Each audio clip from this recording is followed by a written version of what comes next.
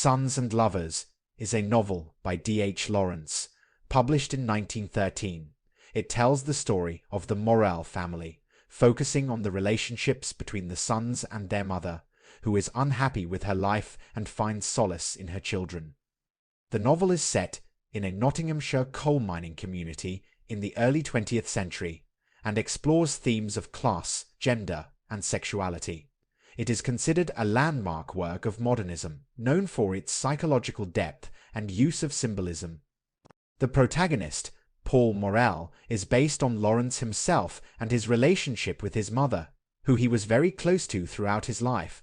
The novel was controversial at the time of its publication due to its frank portrayal of sexual relationships and its criticism of traditional gender roles. Despite its initial mixed reception, Sons and Lovers is now regarded as a classic of English literature, and Lawrence's innovative use of language and symbolism continues to influence writers to this day. It has been adapted into numerous films, plays, and other media over the years. In Chapter 1 of Sons and Lovers, we are introduced to the Morel family. The father, Walter Morel, is a coal miner in a Nottinghamshire colliery, and his wife, Gertrude Morel, is unhappy with her life, feeling stifled by her husband's rough manners, heavy drinking, and lack of refinement. The Morels have 4 children: William, Annie, Paul, and Arthur. William is the eldest and his mother's favorite. He is 21 years old and has just started working as a clerk. He is good-looking and charming. Gertrude is proud of him and has high hopes for his future. In contrast, the middle child, Paul, is viewed by his parents as delicate and unmanly. He loves his mother deeply and is sensitive and creative, spending much of his time daydreaming or drawing. His father sees him as a weakling and often belittles him. Gertrude is frustrated with her husband's behavior and begins to withdraw into herself. She finds solace in her relationship with her son, Paul. She insists on cleanliness and refinement in her home, and her husband resents this, feeling that she is trying to elevate herself above him. The chapter ends with Gertrude telling Paul that she is pregnant with her 5th child. Paul is excited, but Gertrude is worried about how her husband will react. In Chapter 2 of Sons and Lovers, we learn more about the character and background of Gertrude Morel. She comes from a middle-class family and was educated in a convent school. Gertrude's marriage to Walter was a disappointment for her. She had hoped for a better life than that of a working-class miner's wife, and she struggles to find fulfillment in her role as a mother. She pours her love and energy into her children, especially her favorite, William. As William grows older, Gertrude faces the realization that he is becoming more independent and may not need her as much.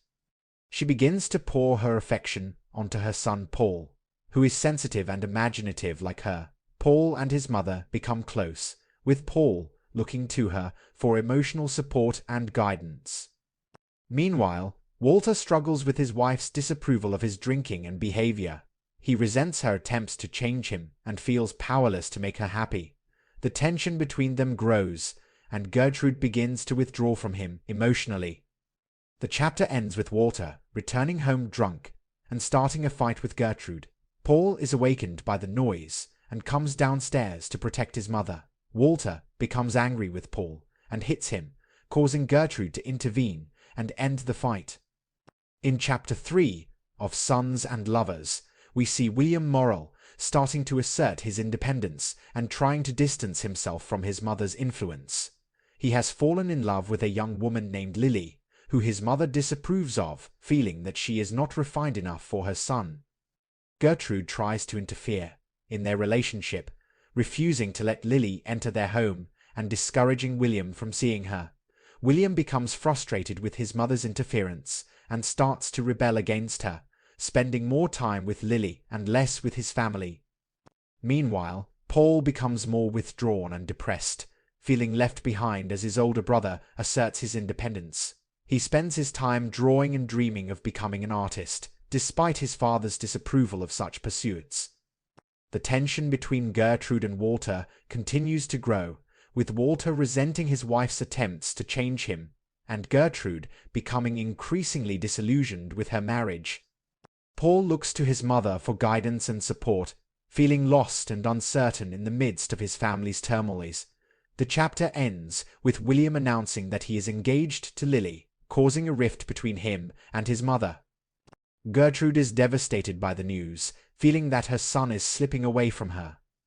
In Chapter 4 of Sons and Lovers by H.lawrence, Mrs. Morel's health continued to decline, and Paul began to feel more responsible for taking care of her. His father, Walter Morel, also continued to be a source of frustration and disappointment, as he spent the majority of his time drinking and gambling. Paul's relationship with Miriam Leivers, a childhood friend, also began to develop. He enjoyed spending time with her, but also found her intense and somewhat overwhelming. Miriam was deeply religious, which caused some tension between them, as Paul struggled to understand and relate to her beliefs.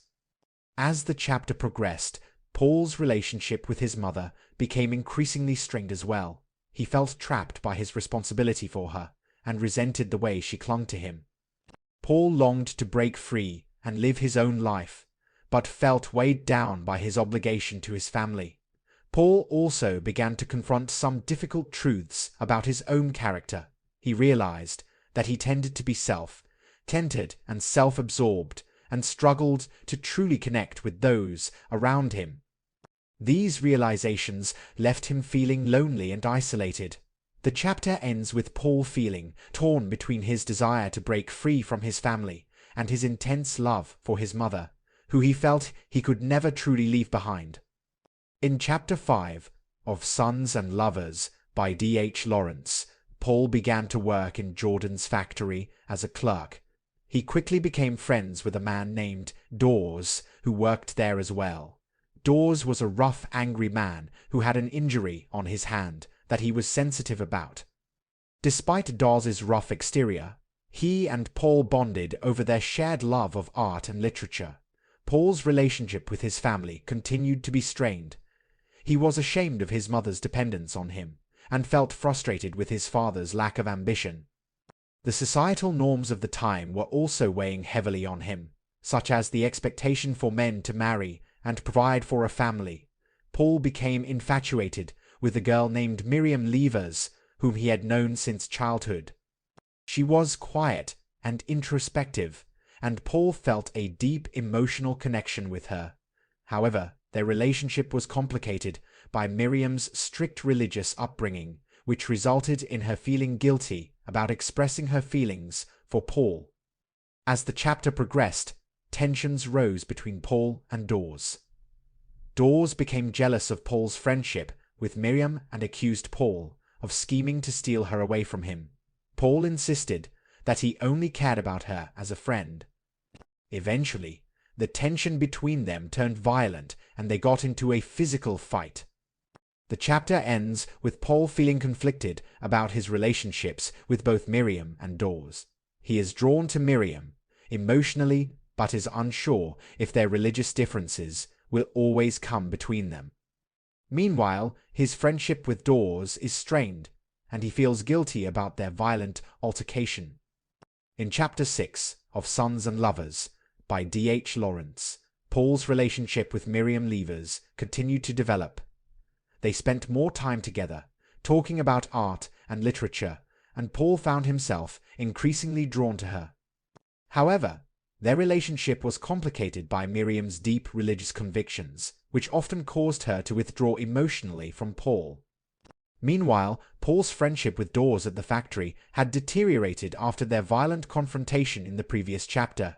Despite this, Dawes continued to be a source of tension for Paul, as he became increasingly jealous and possessive of Miriam.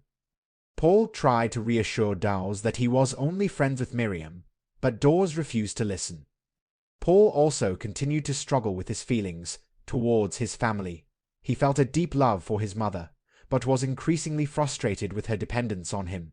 He also harbored a deep resentment towards his father, who he saw as a weak and irresponsible man. As the chapter progressed, Paul began to feel increasingly isolated and overwhelmed. He struggled to balance his responsibilities to his family with his own desires and interests. He found himself growing increasingly frustrated with the constraints of his life and longed for something more. The chapter ends with Paul feeling torn between his love for his family and his desire for independence. He isn't sure if he's ready to take the leap into adulthood yet, but he knows that he can't stay trapped in this limbo forever. In Chapter 7 of Sons and Lovers by H.lawrence, Paul continued to explore his relationship with Miriam Leivers. Despite the deep connection that he felt with her, their relationship remained complicated due to Miriam's deeply religious beliefs and emotional barriers. As Paul's relationship with Miriam grew more complex, his relationship with Clara Dawes, the estranged wife of the man with whom he had previously fought, began to develop. Paul felt attracted to Clara, but found himself unwilling to fully commit to her, as he still harbored deep feelings for Miriam. The two of them began a platonic friendship that was strained by their romantic attraction to each other. Meanwhile, Paul's relationship with his father continued to deteriorate. Paul Morel had become increasingly violent and abusive towards his family, and his behavior left Paul feeling hopeless and trapped. Despite Walter's negative influence, Paul refused to condemn him completely, as he still felt a deep love and loyalty towards his father. As the chapter progressed, Paul became more and more disillusioned with the constraints of his life. He felt frustrated by the societal expectations that dictated his future, particularly the expectation that he should marry and have children. He longed for something more fulfilling, something that would allow him to pursue his passion for art and literature.